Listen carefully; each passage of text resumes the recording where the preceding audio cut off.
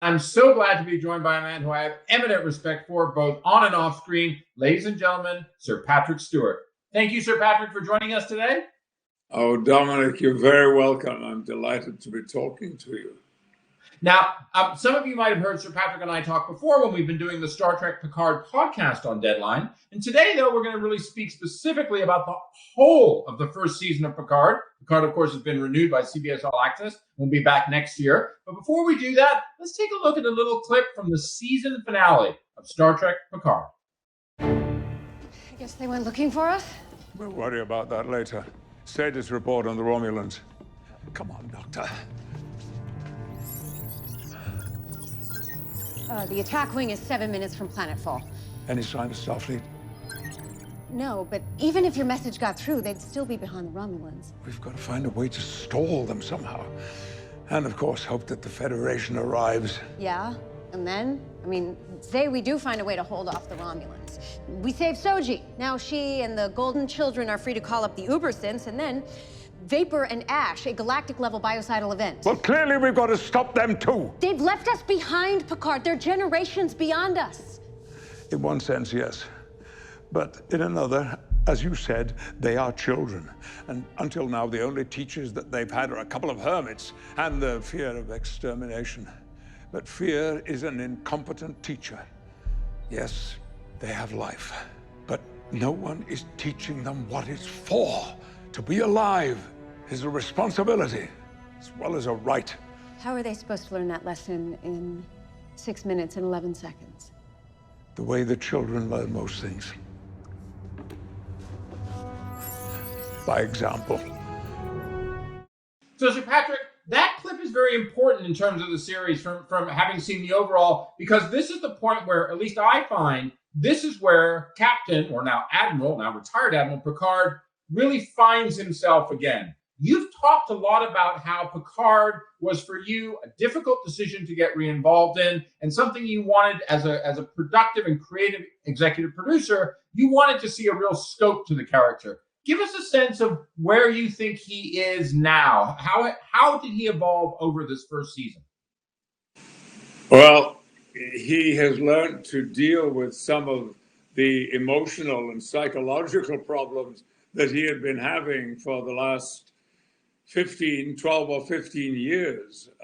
His falling out with Starfleet and with the Federation over the whole immigrant situation and the hundreds of thousands of lives that were lost there. He may have made a mistaken decision. He feels the guilt from the death of Data, which we saw at the end of our last Next Generation movie, Nemesis. And he feels that if anyone should have died in that event, it should have been him and not Data.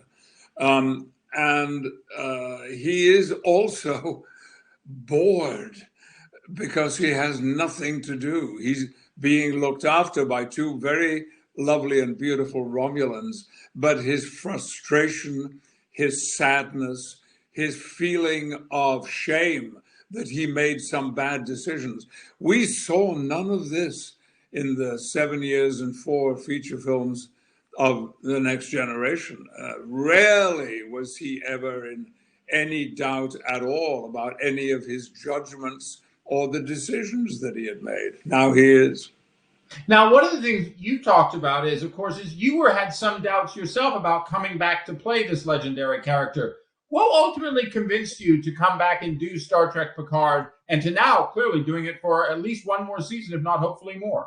Yeah, well, there had been other interested parties. I say that very politically.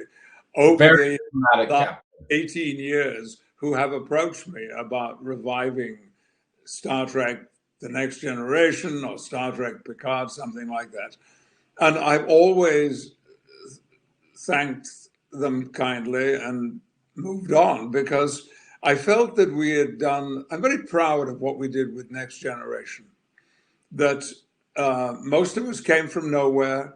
If you didn't go to the Royal Shakespeare Company, you'd never heard who Patrick Stewart was. You may have heard, or maybe we've talked about it, that that the LA Times, when it announced the cast, described me as unknown British Shakespearean actor. Well, that's not entirely true, Sir Patrick, for some of us, but I know what you mean. I mean, definitely Star Trek Next Generation, when you guys emerged in the mid-'80s, was like, it was almost seen as a weird upper cable afterthought. But what was it that made you think that maybe this time around there could be something new to do with Picard? It was when I saw the names of the people who wanted to meet with me. And you mean like Alex Kurtzman and people like that? Alex Kurtzman, Akiva Goldsman, Kirsten Beyer, and very soon after that, Pulitzer Prize winner Michael Chabon. Who played the showrunner on Picard for a season. Yeah, he was, yes, for most of it. Not all of it, but most of it. And this was a different kind of ensemble, writing ensemble, from the one that I've been talking to in the past. And however, my feelings were the same, that we had said and done everything there was to be said and done about Jean-Luc Picard, and I would pass. But I asked them if I could go and see them, because I so respected each one of them that I felt I should make my explanation to their faces. Well, I did, and they listened very politely. But then they said, could we just take a little more of your time and talk about some of our ideas? Well, of course, I'm not going to say no to those guys. And by the time they finished talking, I knew what I wanted, and that was to have them put all these ideas on paper so that I could study them. And that led to a second meeting when we talked even more, and I expressed my concern that I did not want to simply reprise what had happened in Next Generation. In fact, a little unfairly maybe, I compared it to the last movie that Hugh Jackman and I did in the X-Men franchise, Logan, which could not have been more different from every single moment in the films that had gone before. And I said, if you can do something like that, not the same thing, you know, I don't want to be driving around chanting nursery rhymes in a shitty old wheelchair. But if you can find that transformation of the man and his spirits, then I'm up for it. And of course they did. They were very excited by that challenge, as you might expect. And away we went.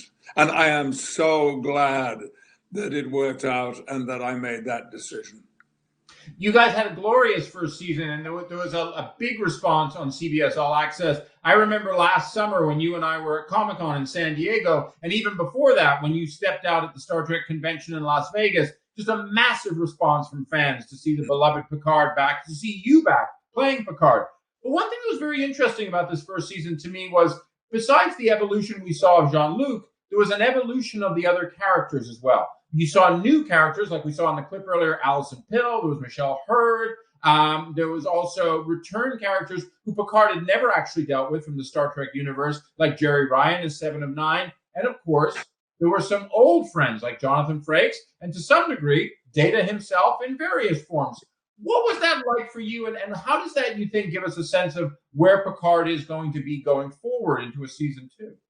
Oh, it was a very desirable and a very emotional experience to be reunited with Jonathan, with Marina Sirtis, and with Brent, who, although he doesn't appear that often, has a very, very significant role in season 1, and maybe he might have again in season 2.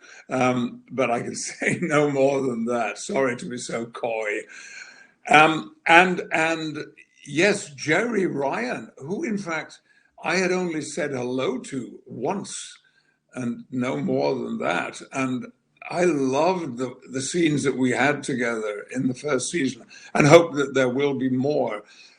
But well, you guys are at the end of season 1, you're on the ship, she's on your ship with your new crew. So we sort of see more of Picard and 7 of 9 together. Yeah, and I think we say something like, we can go exploring or something like that. And I say it to Alison about she's going to go traveling, and I say, well, maybe I'll join you. Yeah. Again, a little teasing, but but delightful. I also want to mention the whole company, the ensemble, as I like to call it, that we have in Star Trek Picard. I had never worked with any of these people before, and the whole of the 5-6 months that we were working was a glorious time of getting to know these actors and their extraordinary talents as they blossomed, even including Evan Evagoria, who is an Australian actor and had not done very much, but to watch him grow and progress and develop this fascinating character of a young man who'd been brought up by warrior nuns was intriguing. And there was not a scene or an actor whose work and what we had to share together that I didn't look forward to at the beginning of each day. So, Patrick, that is very gracious of you to say of your cast members. I know, having spoken to several of them, they feel the same way towards you and the immense leadership that you provided. And I'd like to thank you very much for joining us today for our Contenders Emmys event. Thank you so much, Sir Patrick.